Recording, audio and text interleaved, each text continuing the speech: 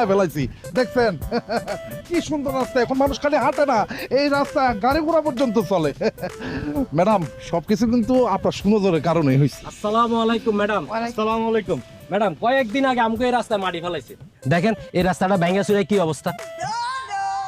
রাস্তা দিয়ে ঠিকঠাক মানুষ চলাচল করতে পারে না, রিক্সা কেমনে চলাফেরা করবো কন্ত? দেখছেন রাস্তার ভিতরে একদিন বৃষ্টি হওয়ার পর কত বড় বড় গর্ত হয়ে গেছে, পুকুরের পানি সব মনে করেন রাস্তার ভিতরে জমা থাকে, গাড়ি ঘোড়া চলতে পারে না। এদিক দিয়ে গাড়ি ঘোড়া তো দূরের কথা, মনে করেন মানুষও ঠিকঠাক চলতে পারে না। আসলে তো রাস্তার এই অবস্থা কেন? 2 মাস আগে নতুন টেন্ডারে এই রাস্তা ঠিক করানো হলো, কিন্তু রাস্তার তো খুব খারাপ অবস্থা। মরিয়ম, জি ম্যাডাম। এটা কত নম্বর ওয়ার্ড? 5 number ward madam.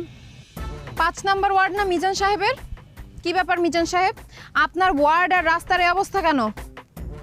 আরে আমার ঠেল ম্যাডাম, ওই আমি ওয়ার্ডের মেম্বার হইলেও এই রাস্তার কাজের টেন্ডার পাইছে এই বসি সাহেব। এই ব্যাপারে আপনি যা কিছু জিজ্ঞেস করার ওনারা করতে পারেন, উনি আপনার খুব সুন্দর করে বুঝাই বলতে পারবেন। কি ব্যাপার বশির সাহেব, মাত্র 2 মাস আগে রাস্তার কাজ করা হয়েছে, এখনই রাস্তার এই অবস্থা কেন? ম্যাডাম রাস্তা কিন্তু ঠিকঠাকই বানাইছিলাম, কপাল এত খারাপ রাস্তা বানানোর পর থেকে ঝড় তুফান বৃষ্টি জলোচ্ছ্বাস টর্নেডো সাইক্লোন যা আছে বন্যা হয়ে পুরো রাস্তা দেখেন ভাঙ্গে চুরে কি অবস্থা।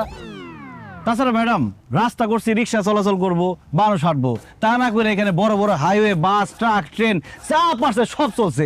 একটা রাস্তা সামান্য রাস্তা এত বড় বড় জিনিসের ওয়েট নিতে পারে? ভেঙে গেছে। চুপ করেন, আপনার কি মাথা ঠিক আছে? এটা কি রেল লাইন যে এখান দিয়ে ট্রেন চলবে? রাস্তা করার পর থেকে ঠিকমতো বৃষ্টিই হয় নাই, ঝড় বন্যা হবে কোত্থেকে? রাস্তার জন্য সরকার টেন্ডারে যে পরিমাণ টাকা দিছে তাতে তো 5 বছরের রাস্তার কিছু হওয়ার কথা না। আর রাস্তার মধ্যে না ইটের সলিং করার কথা, কি ব্যাপার ইট কোথায়? ম্যাডাম ইট তো দূরের কথা, এই রাস্তার মধ্যে ঠিক মতো মাড়িও ফালায় নাই। ম্যাডাম যে কাজ মনে করেন যে 15 দিনে কাজ শেষ করার কথা, সেই কাজ মাত্র 5 দিনে শেষ করছে। দৈনিক 25 থেকে 20 জন মজুরি খাটার কথা, সেই জায়গায় মাত্র মজুরি খাটছে 5 থেকে 6 জন। মানে কোন রকমের ল্যাপসাপ দিয়ে রাস্তার কাম শেষ করছে। এই কারণে বৃষ্টি আসার সাথে সাথে রাস্তা ভেঙে পড়ে গেছে। ম্যাডাম আর কোনোভাবে যদি আর একটা দিন বৃষ্টি হয় তো মনে করেন যে পুকুরের পানি রাস্তায় উঠে পড়বো। একটা থাবুর দেখান পাঠালাম, অসভ্য বেয়াদব। এই বেটা তুই দেখছস ইটের ছলে আসলো, ইট কই বেচে বেচে নেশা করছস তাই না? যখন কাজ করছে 30 জন লেবার টানা 40 দিন কাজ করছে কষ্ট করে, আমি খাড়ায় থেকে এখানে কাজ করাইছি, তারপরে সব নষ্ট হয়ে গেছে কিভাবে কেমনে কি কিছুই বুঝলাম না। আর টেন্ডারে যে টাকা পাইছিলাম ম্যাডাম ওই টাকা দিয়ে তো কিছুই হয় নাই, আমি নিজের পকেটের টাকা দিয়ে তারপরে কাজ করাইছি। চিন্তা করছি গ্রামবাসী দিক দিয়ে আসবো যাইবো গাড়ি ঘোড়া চলবো, গ্রামবাসীর সুখের জন্য তাদের কষ্টের কথা চিন্তা করে আমি নিজের পকেটের টাকা দিয়ে এই রাস্তাটা বানাইছি। চুপ করেন, উনি যেটা বলছে একদম ঠিক কথা বলছে। আপনি ল্যাব ছ্যাপ দিয়ে রাস্তার কাজ করে বাকি টাকা আত্মসাৎ করছেন তাই না? সরকারি টাকা আত্মসাৎ করেছেন, এর জন্য আপনাকে কঠিন শাস্তি পেতে হবে।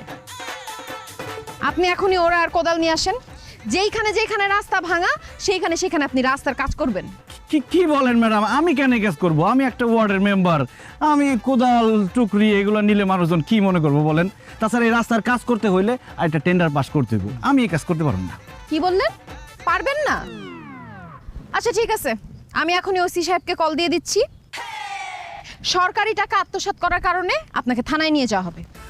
ম্যাডাম ম্যাডাম ম্যাডাম এই সামান্য ব্যাপারের জন্য আমার ওসি সাহেবের খবর দেওয়ার কি দরকার আছে? আমরা নিজেরাই কাজ করে ফেলামো। ম্যাডাম শাস্তি শুধু আমার একা দিলে হইব না, শাস্তি সবার পাইতে হইব, কারণ আমার টাকার কমিশন এরা সবাই খাইছে। কথা বলেন না কেন এখন? আরে ম্যাডাম ম্যাডাম বিশ্বাস করেন আমি এই কমিশনের কিছুই জানি না। বসির মেম্বার কিন্তু জানে আমি যে একজন সৎ মানুষ, আমি যে কোনোদিন কমিশন খামু না। এই কারণ প্ল্যান করে আমার বাড়িতে যে আমার বউয়ের হাতে টাকাটা দিয়ে আসছে। আমার বউ সরল বিশ্বাস ওনার কাছ থেকে টাকাটা রেখে দিচ্ছে।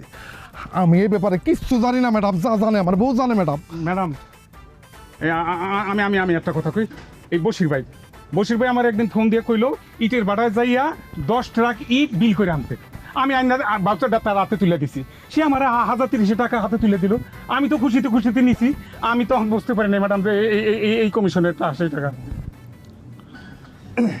ম্যাডাম আসলে এই কমিশনটা আমি কোনোভাবেই খাইতে চাই নাই। এই যে বশির সাহেব সে আমাকে একরকম জোর করে এই কমিশনটা দিছে।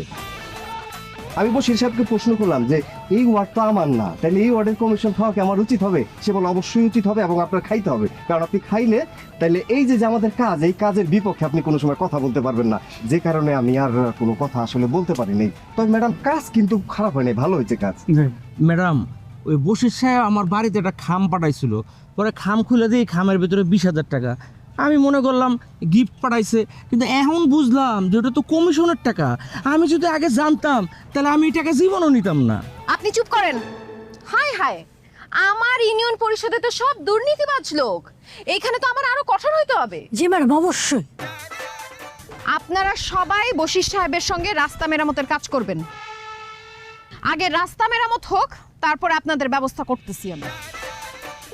আমি এখানে দাঁড়ায় পাহারা দিচ্ছি, আপনারা এখন সবাই কাজ করবেন। কি দাঁড়া আছেন কেন? এমপি সাহেবের সাথে কি কথা বলা লাগবে? না না ম্যাডাম, যাইতেছি। কোদাল কোথায়? কোদাল নিয়ে তাড়াতাড়ি। এক বনে বাঘ